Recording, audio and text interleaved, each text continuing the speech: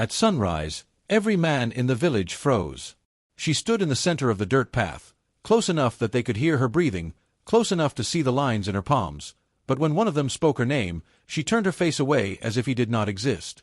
Not anger. Not fear. Something colder. Absolute silence. This wasn't new. But that morning, something was different. A young man stepped forward, voice shaking, desperate, begging her to answer just one question. The air felt heavy, as if the village itself was holding its breath. Women watched from doorways. Children stopped playing. Even the elders said nothing. She looked straight through him. No words. No gesture. Not even a glance. The man's voice cracked. He dropped to his knees. Still, she did not speak. People whispered that she was cursed. Others said she carried something dangerous inside her, something awakened by a man's voice. Some believed if she ever spoke to one, something terrible would follow. Yet she stood there calmly, barefoot in the dust, eyes steady, lips sealed, as if silence itself was a promise she could not break. And no one knew the true cost of that promise. By midday, the village returned to its familiar rhythm, as if the morning's tension had been gently folded away and placed out of sight. Smoke rose lazily from cooking fires, carrying the warm scent of cassava, millet, and wood ash. Women sat in shaded circles, grinding grain with steady hands, their laughter drifting softly between the mud-brick homes. Children chased one another barefoot through the dust, their feet slapping the earth in careless joy, sticks in hand, pretending they were hunters or kings. Goats wandered freely, stopping wherever they pleased, chewing without urgency. Life, as it always had, moved forward. This was a village that believed in routine, in the comfort of repetition. The sun rose. The fields were worked. Meals were shared. Stories were told at night beneath wide, patient stars. Here, people trusted what they could see, touch, and name. Mystery was something spoken of in old tales, not something meant to walk among them in daylight. The men gathered near the great acacia tree at the center of the village, where elders usually settled disputes and young boys learned how to listen before speaking. They talked about harvests, about the coming dry season, about a missing goat and a cracked water pot. Their voices were calm, ordinary. No one mentioned the woman from the path. Not yet. Nearby, a group of women braided each other's hair, fingers moving with practiced ease. They spoke of births and marriages, of whose child had learned to walk, of whose roof would need repair before the rains returned. From time to time, one of them glanced down the road, as if expecting something, or someone, but no one said a word. Normality, in this village, was a kind of agreement. An unspoken decision to keep living as if nothing fragile lay beneath the surface. The sun climbed higher, casting sharp shadows along the ground. A farmer returned from the fields with a bundle of tools across his shoulder, humming softly to himself. An old man sat outside his home, carving a piece of wood into the shape of a bird, his hands trembling but precise. Everything had its place. Everyone had a role. And then there was her. She moved quietly at the edge of these scenes, like a shadow that belonged there. She carried water from the well, her posture straight, her steps measured. She offered help where it was needed, handing bowls to women, guiding children away from danger with a gentle touch on the shoulder. She smiled when spoken to, by women, by children, but never answered aloud. To the villagers, this had become part of the landscape. Like the crooked baobab near the river. Like the stone that marked the village boundary. Strange, perhaps, but accepted. People learned how to move around it. Men stepped aside when she passed. Not out of fear, exactly, but respect mixed with uncertainty. Some nodded to her. Some pretended not to see her at all. She never reacted. Never acknowledged them. Her silence did not demand attention. It simply existed. And that was what made it unsettling. Because in a place where voices carried stories, laughter, and warnings, her quiet felt intentional. Chosen. Heavy with meaning. Yet the village continued breathing. Cooking. Working. Living. As if nothing had changed. As if the silence was not slowly stretching itself between them all, waiting for something to break. No one could remember exactly when she had first arrived. Some said she had always been there, moving through the village like a familiar season that returned without announcement. Others insisted she appeared 1 year after a long drought, walking in from the eastern path with dust on her feet and nothing in her hands. The truth was unclear, and no one had ever thought to ask her. She would not have answered anyway. Her name was spoken softly among the women, passed like a fragile object from one mouth to another. When they called her, she turned. When children ran to her, she knelt to their height and listened with patient eyes. Her presence carried a gentleness that made people feel seen, even in silence. She was not old, but not young either. Her face held the quiet strength of someone who had lived more than her years suggested. A thin scar curved along her forearm, pale against her dark skin, as if the body remembered something the mouth refused to speak. She dressed simply. Always the same faded cloth, tied carefully at her waist. No ornaments. No beads. No signs of ceremony or belonging. And yet, she belonged more deeply than many who had been born there. The children were the first to accept her without question. They spoke to her freely, filling the space between her silences with stories about broken toys, scraped knees, secret fears whispered only at night. She listened. She nodded. Sometimes she smiled. Sometimes her eyes darkened, as if she recognized something in their words that frightened her. With women, she worked. She carried water. She shared food. She sat beside them during long afternoons and shorter nights. They spoke around her silence, not to it. Over time, they learned that she noticed everything, the way hands trembled when grief was near, the way voices lifted when joy returned. But with men, there was nothing. No greeting. No response. No acknowledgement. At first, this had caused offense. A few men laughed it off, assuming she was shy, or wounded, or simply strange. Others tested her. They called out loudly, joking, provoking. Some stood directly in her path, forcing her to stop or turn aside. She never spoke. She never looked at them. It was as if an invisible wall existed, thick and unbreakable, built precisely where their voices ended. The elders debated her in private. Was she disrespectful? Was she dangerous? Or was she under some vow older than their laws? No answer satisfied everyone. And because she caused no harm, because she worked, helped, healed children with careful hands, they allowed her to remain. Still, unease followed her like a second shadow. Men noticed strange things. Crops she touched grew taller. Fires she passed burned steadier. Dogs quieted when she was near.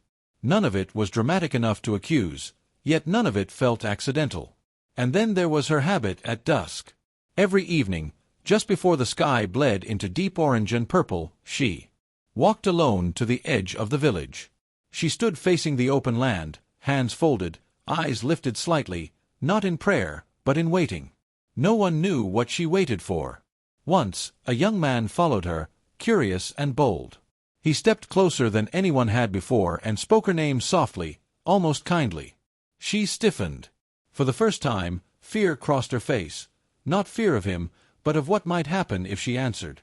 She fled, not running wildly, but quickly, urgently, as if escaping something unseen. The man never followed again. From that evening on, the village understood one thing clearly. Her silence was not weakness. It was protection. And whatever she was protecting them from had not finished waiting. The first real question did not come from a man. It came from a woman who had known her the longest. They were alone near the well in the late afternoon, when the heat softened and the air carried the promise of evening. The other women had already returned home, balancing clay pots on their heads, their voices fading into the distance. The village felt briefly hollow, like a place holding a secret. The woman studied her in silence before finally speaking. "You listen to everyone," she said carefully. "But there are things you never answer. Not even with your eyes." She did not look up from the water she was drawing. The rope creaked. The bucket rose slowly, heavy and dripping.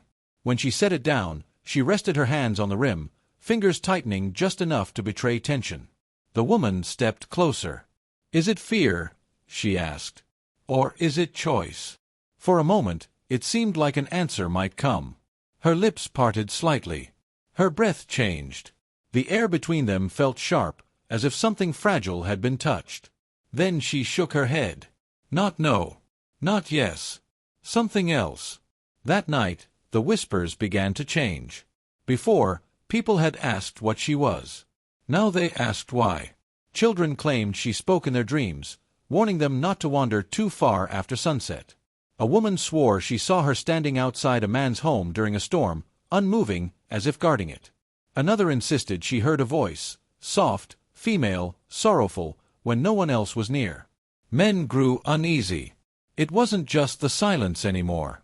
It was the way things shifted around it.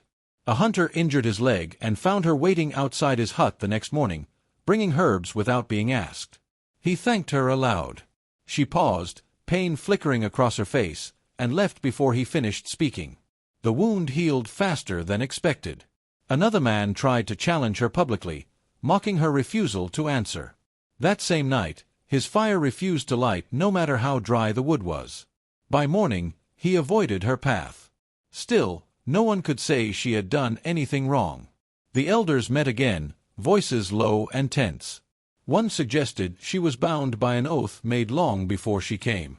Another feared the silence itself was a signal, a warning meant only for men. They argued until the fire burned low and no conclusion was reached. The most unsettling moment came days later. A boy, no older than 12, fell into the river during heavy rain. Men rushed in, shouting instructions over one another, chaos filling the air. She arrived last, standing on the bank, eyes locked on the water. A man turned to her, desperation tearing through his voice. "Tell us what to do." She flinched. The boy surfaced briefly, coughing, then disappeared again. For a breathless second, everyone believed she would speak, that the silence would finally break. Instead, she closed her eyes. She stepped forward without a word, pointing, not at the water, but upstream, to a place none of the men had noticed. A branch was lodged beneath the surface, forming a natural hold. The boy grabbed it. He was pulled out moments later, shaking but alive. Relief erupted. Praise followed.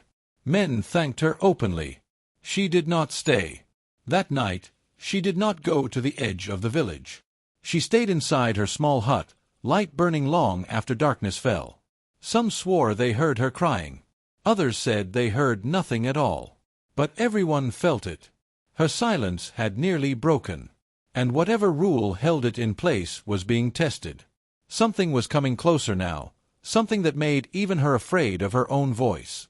From that night on, the village no longer treated her silence as a curiosity. It became a weight. Men began to notice how often their paths crossed with hers, and how wrong those moments felt. When she passed, conversations faltered. Laughter softened. A few men lowered their voices without realizing why, as if sound itself had learned caution. The strangeness deepened in small, undeniable ways. A farmer who mocked her silence found his crops spared when insects devoured the surrounding fields. Another, who spat near her feet in anger, slipped days later and shattered a clay pot meant for his daughter's wedding. No one said she caused these things. But no one believed they were coincidence either. She continued her routines as if unaware of the tension growing around her. Every morning, she rose before the sun and walked to the well.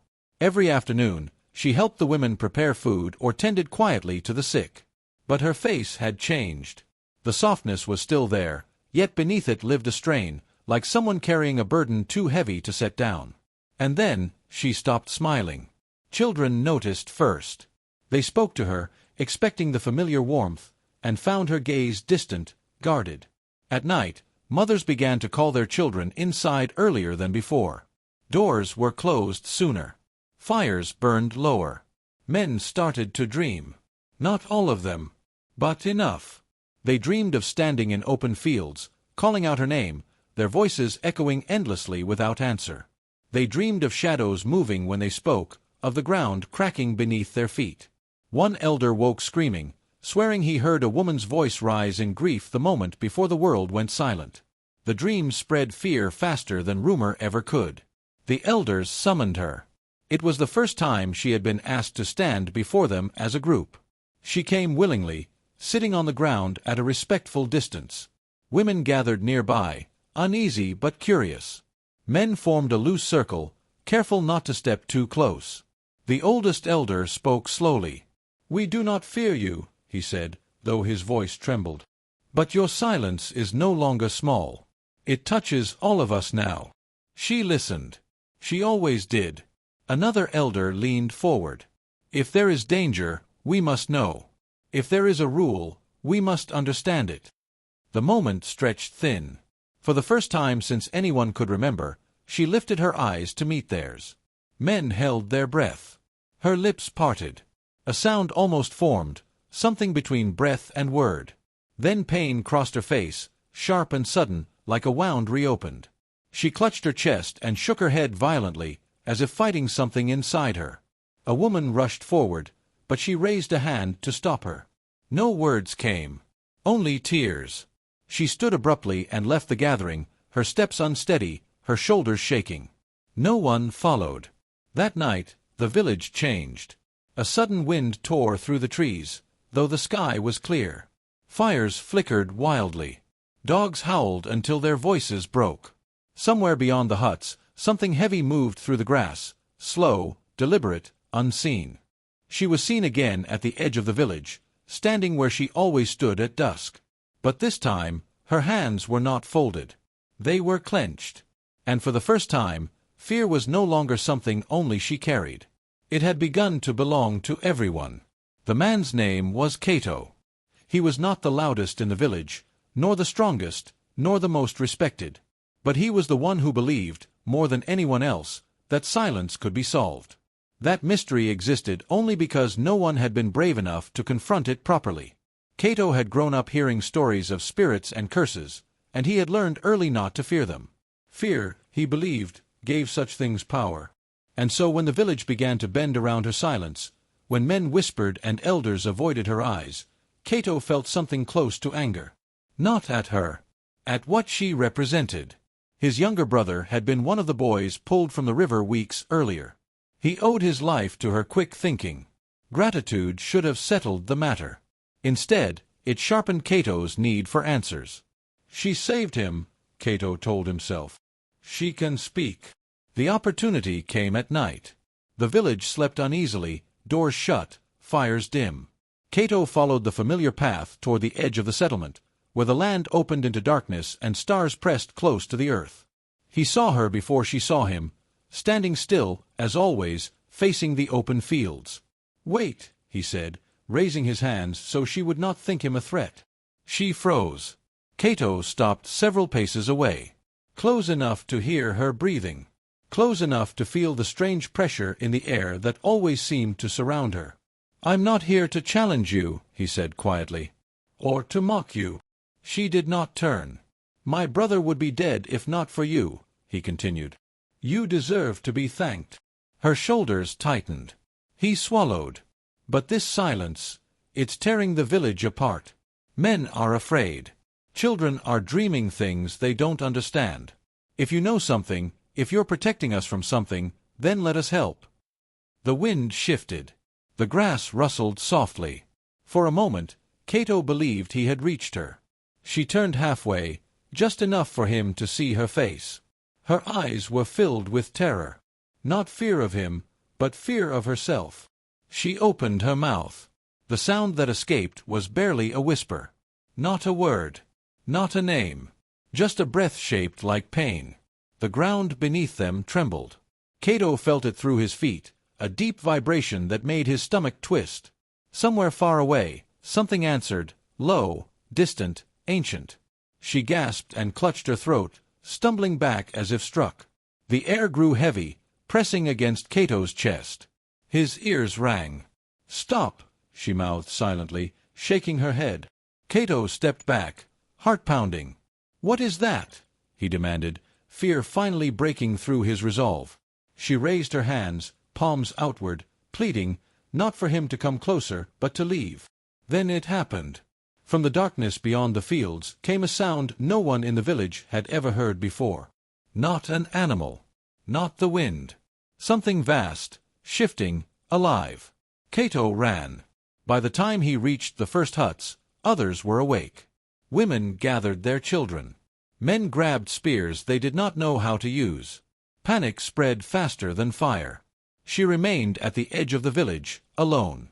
At dawn, Cato told the elders everything.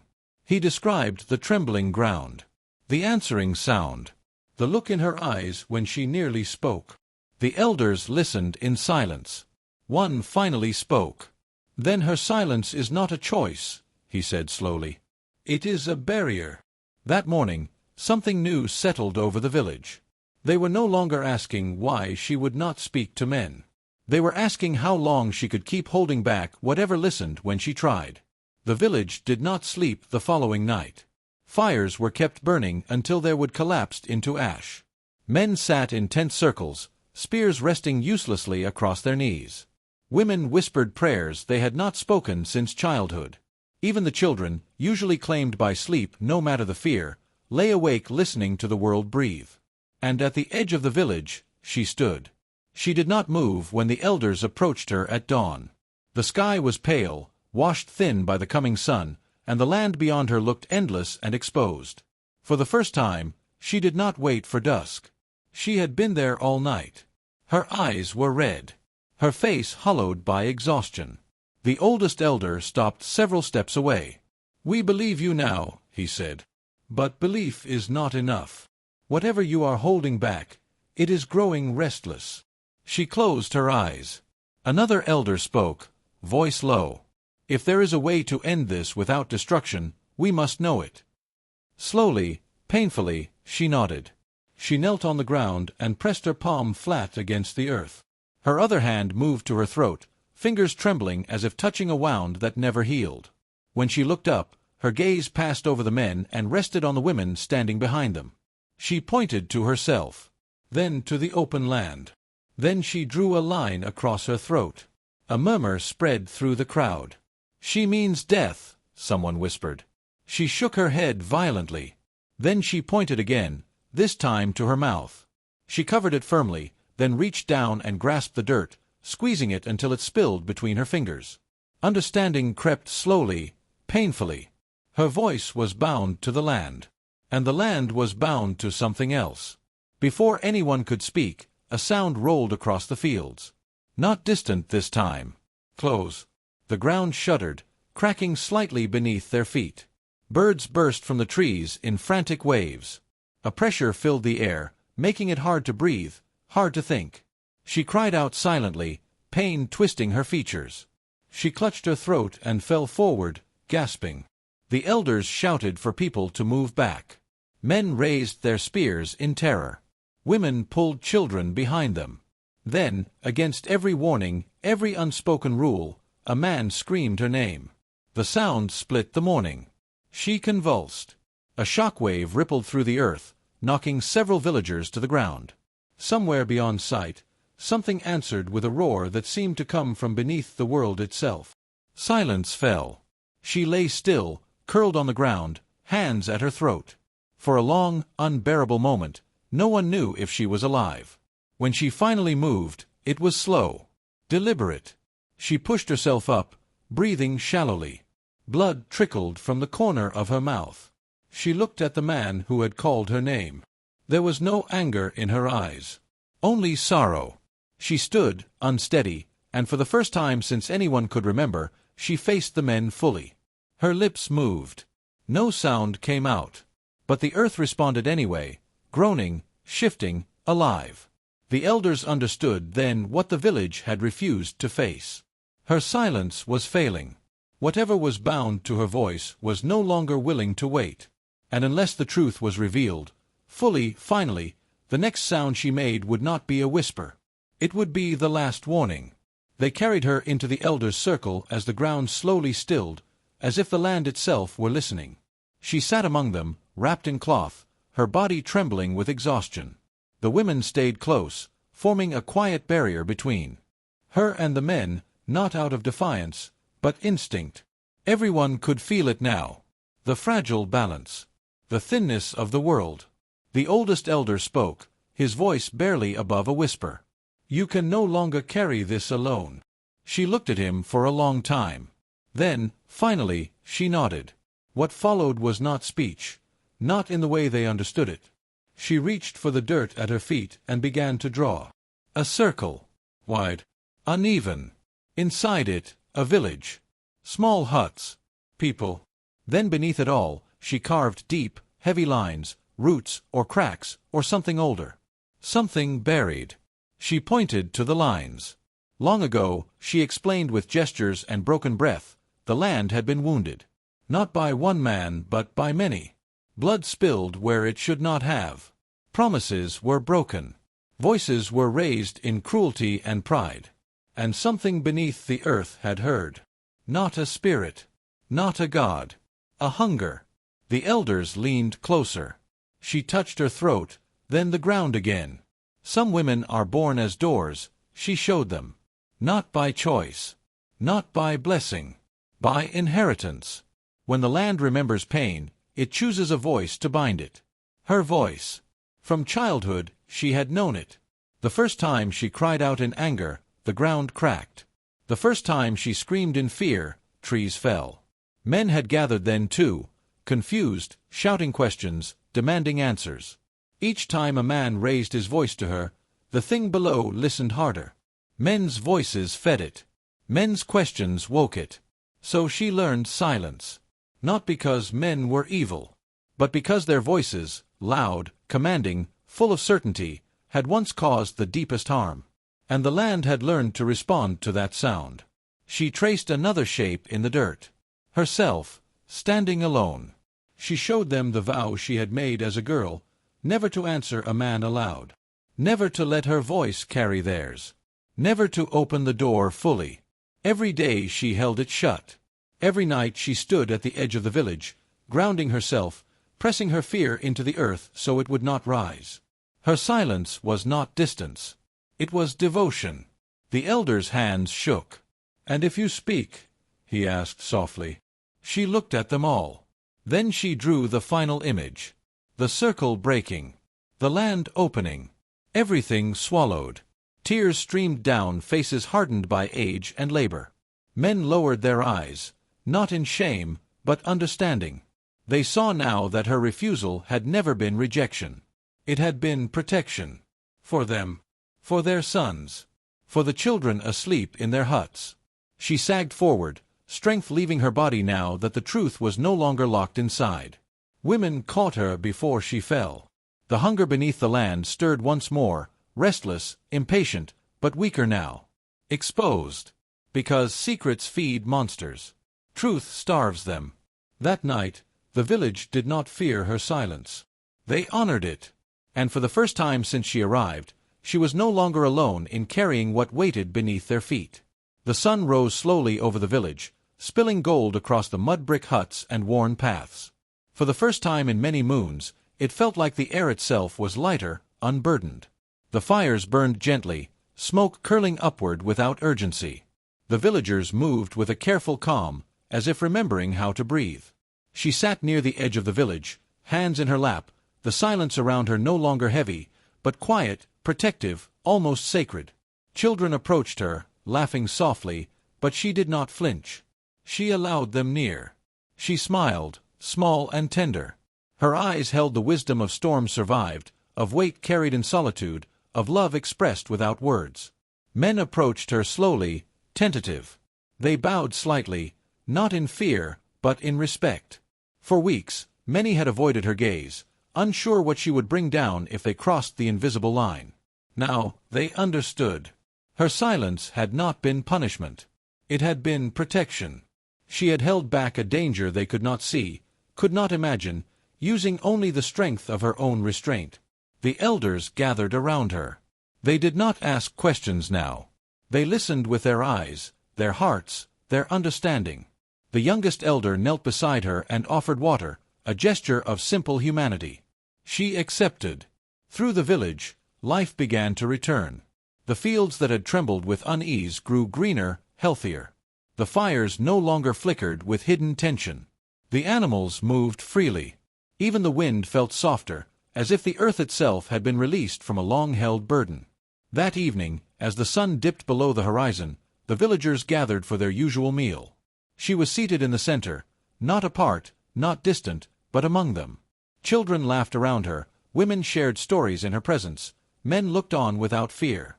She never spoke a word aloud, yet every gesture, every glance, every quiet act spoke volumes. A young boy tugged at her skirt, curious. She knelt to meet his eyes and traced a small circle in the dirt with her finger, a circle of protection, of love, of connection. He understood instantly, giggling, and ran to join the others. The village elders whispered among themselves, finally seeing what had always been true. What seemed strange, frightening, or disturbing was, in truth, an act of profound care. Every moment of her silence, every day of her restraint, had been a sacrifice to protect them from a danger they could not perceive. Cato, who had once demanded answers, now sat quietly at her side. He looked at her not with impatience or curiosity, but with gratitude and awe. He understood that the deepest acts of courage are sometimes invisible, hidden in silence, in restraint, in the willingness to bear a burden alone. The stars rose above the village that night, bright and constant. She walked to the edge of the village, as she always had, but this time there was no tremor beneath her feet. The land had been calmed, the threat subdued. Her vigil had worked. She returned to the villagers, and they welcomed her. Not as someone strange, not as someone to fear, but as the heart of their community. Her silence had not separated her, it had protected them, bound them together, and revealed the power of selfless love. The final lesson settled in the minds of all who witnessed it. Sometimes the greatest words are never spoken, and the deepest courage is carried quietly, hidden in acts no one can fully see. The village slept that night in peace, their dreams untroubled, the land calm, and her quiet presence a lasting symbol of devotion, sacrifice, and humanity. In the morning, she would rise again. She would walk the paths, care for the children, tend the fields. She would never speak to men, but now they would never question why. Her silence was no longer a mystery. It was a legacy. And the village, forever changed, understood the truth. Love, courage, and protection do not always announce themselves with words. Sometimes they live quietly in the heart of one who listens, bears, and waits. The story of the woman who never spoke to men became legend, not for fear, but for awe, not for distance, but for the invisible strength that saved them all. Her silence had spoken louder than any voice ever could.